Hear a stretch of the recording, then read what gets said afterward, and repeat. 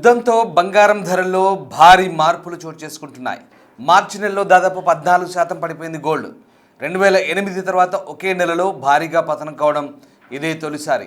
మార్కెట్లో బంగారం అమ్మకాలు పెరగడంతోనే ధర పడిపోవడానికి ఒక కారణం అంటూ విశ్లేషిస్తున్నారు. అమెరికా డాలర్ బలపడడం కూడా మరొక కారణం. హైదరాబాద్లో 24 క్యారెట్ల 10 గ్రాముల ధర 1,49,290 రూపాయలుగా ఉంది. నిన్నటితో పోలిస్తే దాదాపు 1,030 రూపాయలు రేటు పెరిగింది. 22 క్యారెట్ల 10 గ్రాముల ధర 1,36,850 రూపాయలుగా కొనసాగుతోంది.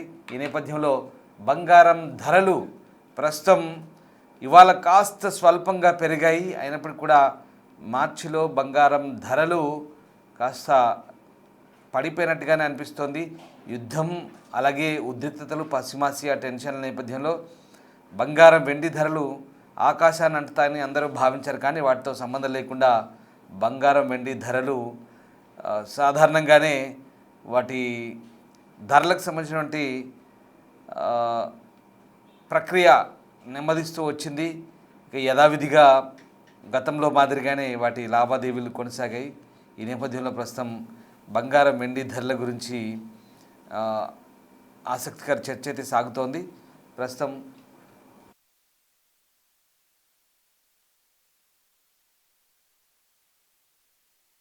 మార్కెట్లో సిచ్యువేషన్ ఎట్లా కొనసాగుతుంది, అలాగే ఈ మార్చి దాదాపు ముగుస్తుంది కాబట్టి ఇక వచ్చే నెల బంగారం వెండి ధరలకు సంబంధించి ఎలాంటి ఎఫెక్ట్ ఉండబోతోంది, మార్కెట్లో ఈ ధరల ప్రభావం, యుద్ధ ప్రభావం ఏ రకంగా దానిపై పడే అవకాశం ఉంది. మా reporter Gautami, market expert Ravi రమేష్తో అందిస్తారు. ఇరాన్, ఇజ్రాయెల్ అండ్ అమెరికా దీనికి సంబంధించిన వార్ ఏ విధంగా నడుస్తుందో మనం చూస్తూ ఉన్నాము.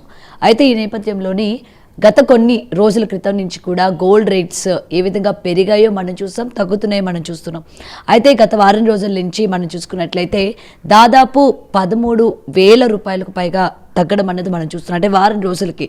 మరి అయితే ఒకవైపు వార్ ఇంకా నడుస్తున్నప్పటికీ గోల్డ్ అండ్ సిల్వర్ రేట్స్ మీద ముఖ్యంగా ఎందుకు తగ్గుతోంది, తగ్గేటప్పుడు మనం ఇన్వెస్ట్ చేయొచ్చా అని చెప్పి మళ్ళీ కూడా సందేహాలు వ్యక్తమవుతున్నాయి. మరి దీని గురించి మాట్లాడితే వాళ్ళు మనతో పాటు బిజినెస్ అనలిస్ట్ రవి రామేశ్వరరావు గారు ఉన్నారు. సార్ నమస్తే. సో యుద్ధం జరుగుతున్నప్పుడు ఇటు మనకి అన్నిటి మీద భారం ఏ విధంగా పడిందో మనం చూసాము. అయితే గత కొన్ని రోజుల నుంచి కూడా గోల్డ్ రేట్ మళ్ళీ తగ్గడం మనం చూస్తున్నాం. అయితే యుద్ధం జరుగుతుంది కదా, మళ్ళీ గోల్డ్ తగ్గడం మనం చూస్తున్నాం. కాబట్టి ఇలాంటి టైంలో ఇన్వెస్ట్మెంట్ చేయడం కరెక్టా కాదా అని చెప్పి మళ్ళీ సందేహాలు. అంటే మనకి ఏంటంటే తగ్గిన ప్రాబ్లమే, పెరిగిన ప్రాబ్లమే. ఏం చెప్తారు సార్, ప్రధాన కారణం ఏంటంటే? డబ్బు ఉన్న ప్రాబ్లమే, డబ్బు లేకపోయినా ప్రాబ్లమే, భార్య ఉన్న ప్రాబ్లమే, భార్య లేకపోయినా ప్రాబ్లమే. ఈ వార్ అనేది దాదాపు 4 రోజులు దాటిపోయింది. February 28th స్టార్ట్ అయింది. Almost more than 1 month, 31st day first. So ఈ 30 రోజుల్లో కూడా యుద్ధం మొదలైనప్పటి దగ్గర నుండి ఇప్పుడు చూసుకుంటే ఫోకస్ డెన్సిటీ పెరిగింది. ఎందుకంటే నువ్వెంత అంటే నేనెంత అనుకుంటున్నాడు. ఇప్పుడు వీళ్ళు కొన్ని కండిషన్ పెడతారు, వాళ్ళు ఒప్పుకోరు, వాళ్ళు కొన్ని కండిషన్ పెడతారు, వీళ్ళు ఒప్పుకోరు. ట్రంప్ గారు ఏదైతే డెసిషన్ తీసుకున్నారో ఇరాన్ ఫర్ ఎవర్ నా కంట్రోల్లో ఉండాలనుకుంటున్నాడు. ఇరాన్ నువ్వెవరు, మా బాస్ని చంపో, మేము అంత తేలిగ్గా వదిలేస్తామని అంటున్నారు. సో ఓవరాల్గా చూసుకుంటే ఈ యుద్ధం పరిణామాలు చాలా తీవ్రంగా అటు ఆయిల్, క్రూడ్ ఆయిల్ మీద పడింది. ఆయిల్ ఏదైతే ఉందో $70 per barrel ఉండేది ఎక్కడికో వెళ్ళిపోయింది, $120-130. గోల్డ్ రేట్ ఈరోజు చూసుకుంటే 1,40,000 తులం ఉంది. సిల్వర్ రేట్ చూసుకుంటే 2,50,000 ఉంది. ఆల్మోస్ట్ ఓవరాల్గా గోల్డ్ చూసుకుంటే ఒక 13 to 15% తగ్గింది గత కొన్ని రోజులుగా. కానీ మళ్ళీ నిన్న మొన్న కొద్దిగా వేరియేషన్ ఉంది, బట్ తగ్గిన దానికంటే పెరిగింది ఎక్కువ ఉంది ఓవరాల్ స్ట్రాటజీ చూస్తే. అదే సిల్వర్ కూడా 4 లక్షలు, నేను 7-8 months బ్యాక్ చెప్పాను, గోల్డ్ 2 లక్షలు వెళ్తుంది, సిల్వర్ 4 లక్షలు వెళ్తుంది. కానీ 4,25,000 వెళ్ళింది, 1,85,000 వెళ్ళింది. ఇంచుమించు వెరీ క్లోజ్ ప్రెడిక్షన్, 5% ఇటువంటి. సో దీని బట్టి అర్థం అవుతుందంటే జియో పొలిటికల్ కండిషన్ అనేది వెరీ ఇంపార్టెంట్. ఇంతకుముందు మీరు చూసుకుంటే కనుక యుద్ధం అనేది ఇజ్రాయెల్కి బ్యాక్ సపోర్ట్గా అమెరికా ఉండి ఇజ్రాయెల్తో చేయిస్తుంది, ఇరాన్ ఒంటరిగా పోరాడుతుంది. కానీ ఇప్పుడు చూసుకుంటే గత లాస్ట్ మధ్యలో ఒక 4-5 days గ్యాప్ ఇచ్చారు యుద్ధానికి, మళ్ళీ స్టార్ట్ చేస్తారు సంధికి రాకుండా. సో నేను లాస్ట్ టైం చూడంటే ఐక్యరాజ్య సమితి దేశాలు ఏవైతే ఉన్నాయో అవన్నీ కూర్చొని సానుకూలంగా మాట్లాడితే పరిష్కారం వచ్చే అవకాశం కనిపిస్తుంది. లేదంటే నువ్వెంత నేనంతా ఇప్పటికే కొన్ని 100,000 మంది చనిపోయారు, అక్కడ పోతున్నారు, ఇక్కడ పోతున్నారు. లేటెస్ట్ నేను అబ్జర్వ్ చేసిన పాయింట్ ఏంటంటే ఇరాన్ ఒకటే చేయట్లేదు, ఇరాన్ రీజియన్లో రీజియన్ సపోర్ట్ కూడా ఉంది, అటు నుండి కూడా. ఇప్పుడు దుబాయ్లో వీళ్ళు వేస్తున్నారు. ఇరాన్కి సంబంధించిన B2 బంకర్ ఏదైతే మెయిన్ ఉత్పత్తి చేసే స్టాక్ చేసి నిల్వ చేసే ఉన్నాయో వాటి స్థావరాలను ధ్వంసం చేస్తున్నారు. Iran is almost contributing 20 to 22% across the గోల్డ్లో వీళ్ళు ఇరాన్ మీద డిపెండ్ అవుతారు, ఇప్పుడు ఇంపోర్ట్స్ కానీ ఎక్స్పోర్ట్స్ కానీ. సో ఇరాన్ ఏమంటున్నారంటే మేము చెప్పింది వినకపోతే మేము గ్లోబల్ ఇంటర్నెట్ డిస్రప్షన్ క్రియేట్ చేస్తూ ఉంటారు. అంటే సముద్రంకి కొన్ని వేల అడుగుల్లో ఇంటర్నెట్ కనెక్షన్స్ ఏవైతే ఉన్నాయో అవి ధ్వంసం చేస్తే యుఎస్ మళ్ళీ కొన్ని వారాలు కొన్ని నెలలు పడుతుంది చేయడానికి. సో ఈ మొత్తం గూగుల్, అమెజాన్, ఫేస్బుక్ ఇవన్నీ ఏవైతే ఉన్నాయో entire thing is depending on that internet cable. So వీళ్ళు already they stopped the ships of other except India కాకుండా ఏషియన్ కంట్రీస్లో మెయిన్గా ఇరాన్కి, ఇజ్రాయెల్కి సంబంధించిన నావలు ఏవైతున్న పడవలు అట్లా ఆఫీసు తిరిగి పంపిస్తున్నారు. ఇండియాకి మాత్రం మన ఆల్రెడీ ఒక షిప్ రీచ్ అయింది. సో పరిస్థితి గ్యాస్ ప్రకారం చూసుకుంటే కనుక మనకి ఇండియాకి నెక్స్ట్ 2 నెలలు ప్రాబ్లం లేదు, ఒకవేళ ల్యాప్ చెప్పాను. కానీ ఇప్పుడు ఏమైంది, మిగతా దేశాలకు చాలా ఇబ్బంది పడుతున్నారు.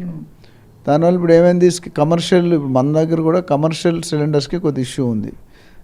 గవర్నమెంట్స్ ఇక్కడ స్టేట్ గవర్నమెంట్ కానీ సెంట్రల్ గవర్నమెంట్, ఆంధ్ర, తెలంగాణ, నరేంద్ర మోడీ గారు వీళ్ళందరూ కూడా మనకి రెసిడెన్షియల్కి కొరత రాకుండా చూసుకుంటాం. కమర్షియల్కి definitely there may be some challenges, but అది కూడా రాకుండా ఇక్కడ మెయిన్ ఏంటంటే బ్లాక్లో అమ్ముకుంటున్నారు సిలిండర్లు. అది it's causing issue the common public.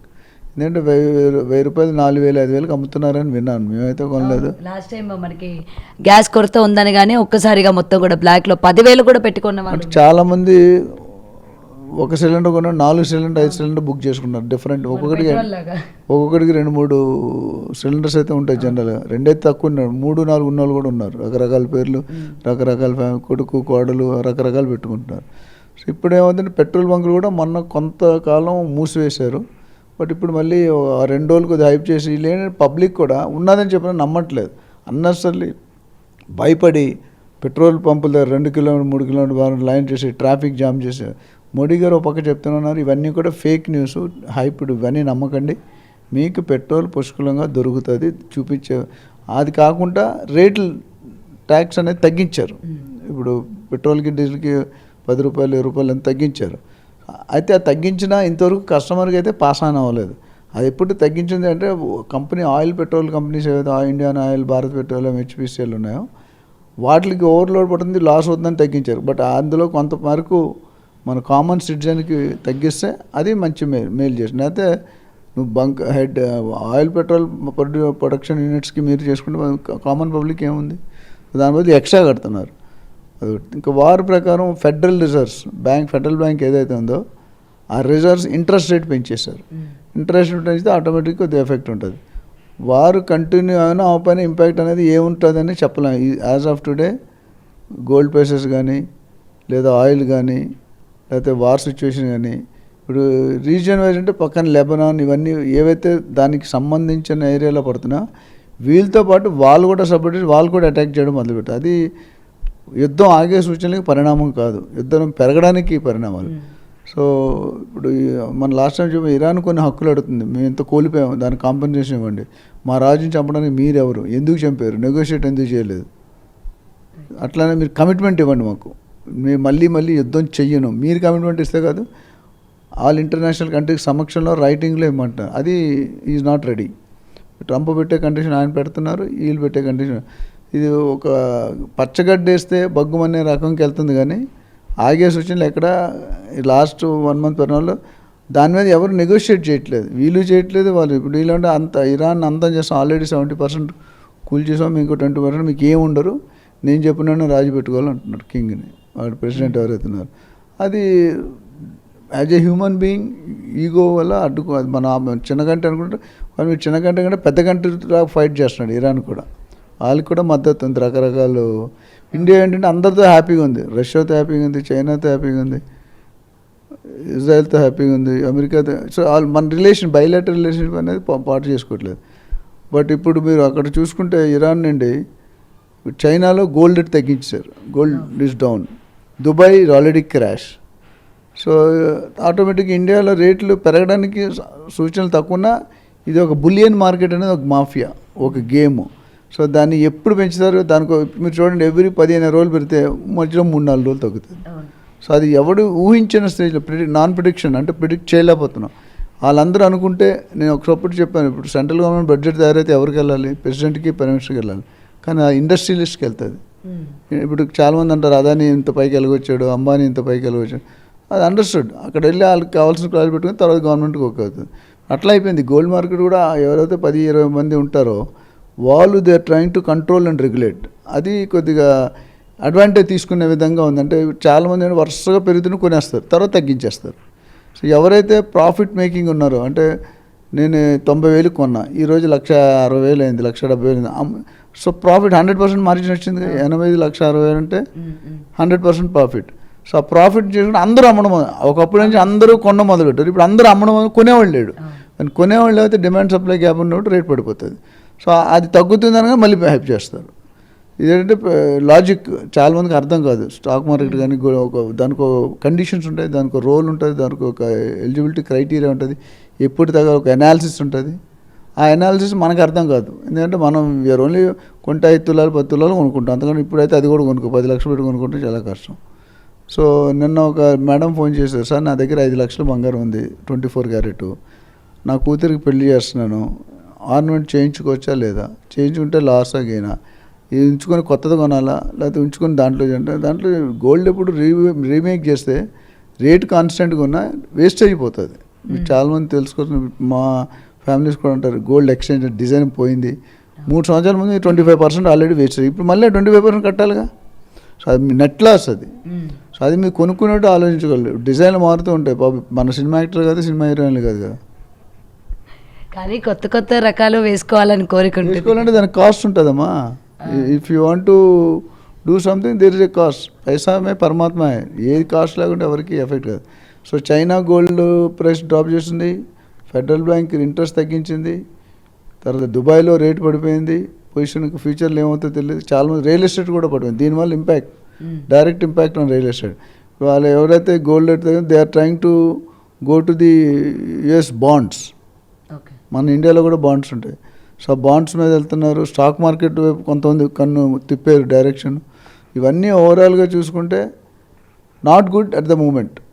ఎవరికి మంచిది కదా. అటు ఇరాన్కి కానీ అమెరికాకి కానీ ఎంత పెద్దోడైనా వీళ్ళు చివరి క్షణం వన్ డే T20 మ్యాచ్లో ఉంటుంది. లాస్ట్ బాల్ వరకు చెప్పలేదు ఎవడు గెలుస్తాడో గెలడం. దాని లాస్ట్ 1 బాల్ 6 runs కొడతారు. ఒకసారి 1 బాల్ 12 runs ఉంటే ఒక వైడ్ వేసాడు, ఇందులోనూ కొట్టాడు అందులోనూ కొట్టాడు. So it is very difficult. But నాకు తెలిసి ఓవరాల్ సమ్మరీలో చూసుకుంటే కనుక there can be some more drop in some more time. ఇప్పుడు ఇమీడియట్గా 5,000 నా ఎస్టిమేషన్ అంటే 90,000 to 1,10,000 ఒక 5,000 ఇటు సెట్ అవ్వచ్చు. సిల్వర్ కూడా 2 లక్షల దాకా వచ్చే అవకాశం ఉన్నాయి. సో కొనుక్కునే వాళ్ళు ఎవరైనా ఉంటే until unless very urgent compulsory నా పెళ్ళి ఆగిపోతుంది, కొంపలు మునిగిపోతానే చచ్చిపోతానంటే తప్ప జస్ట్ ట్రేడింగ్ కోసం సింహం నవ్వింది కదా అని ఫోటోగ్రాఫ్ తీసుకోకూడదు. పెరుగుతుంది కానీ కొనుక్కుంటే చేతులు కాల్చుకుంటారు. సో కొనుక్కునేటప్పుడు ఒక అనలిస్ట్ ఎవరైనా మాలాగా చాలామంది ఉన్నారు, అడ్వైస్ తీసుకోండి. తీసుకున్న తర్వాత మీరు ఆచి తూచి పాజ్ అంటారు. రియల్ ఎస్టేట్లో కానీ గోల్డ్ మార్కెట్లో కానీ స్టాక్ మార్కెట్లో పాజ్ అండ్ టేక్. ఎమోషన్ సెంటిమెంట్లో డెసిషన్ తీసుకోవద్దు. తీసుకుంటే యూఆర్ గోయింగ్ టు సఫర్. అదొకటి చూసుకోండి. ఓకే. సో ఇంకా రానున్న రోజుల్లోనే దేని మీద ఇంకా తీవ్రత పెరిగే అవకాశాలు ఉంటాయి అంటారు? అంటే పెట్రోల్ అయిపోయింది, గ్యాస్ అయిపోయింది, ఇంకా దేని మీద సార్ ఇంకా మొత్తం అంటే యుద్ధ ప్రభావం కనబడే అవకాశం? ఓవరాల్గా ఇప్పుడు ఇంపోర్ట్స్లో టారిఫ్ రేట్ తగ్గింది, స్టెబిలైజ్ అయింది. సో కాపర్, బ్రాంజ్ ఇది కూడా పెరిగే అవకాశం. మెటల్ ట్రేడింగ్ ఎప్పుడైతే కాస్ట్, ఇన్పుట్ కాస్ట్ పెరిగితే అవుట్పుట్ కాస్ట్ పెరుగుతుంది. నీకు మ్యానుఫ్యాక్చరింగ్ కాస్ట్ నీకు 100 రూపాయలు పడింది అనుకో, నువ్వు 80 రూపాయలకి అమ్మలేవు కదా, 120 130కి అమ్మాలి మార్జిన్. సో దానికోసం నేను ఏమంటే ఇప్పుడు until unless it is very very very compulsory you buy, otherwise wait for another 2-3-4 months కొంచెం సెటిల్ అవుతుంది. ఈ యుద్ధాలకి ఏదైనా సొల్యూషన్ వస్తే కనుక ఫర్దర్ ఇప్పుడు డాలర్ స్ట్రెంగ్త్ అవుతుంది కొద్ది రేటు పెరుగుతుంటుంది, గోల్డ్ రేటు. మన రూపీ స్ట్రెంగ్త్ అయితే కొంత తగ్గుతుంది. ఈరోజు 93-94 రూపాయలకి వెళ్ళిపోయింది. $1 = $1.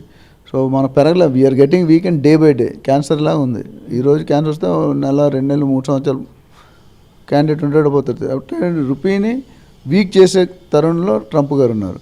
మోడీ గారు నుంచి మన రూపీని స్ట్రాంగ్ చేయడానికి ఆలోచన చేస్తున్నారు. So definitely there is a win win situation వస్తుంది. ప్లస్ ఆల్రెడీ మోడీ గారు కూడా ట్రంప్ గారితో మాట్లాడడం జరిగింది, ఆ మధ్యలో బ్రేక్ ఇచ్చింది.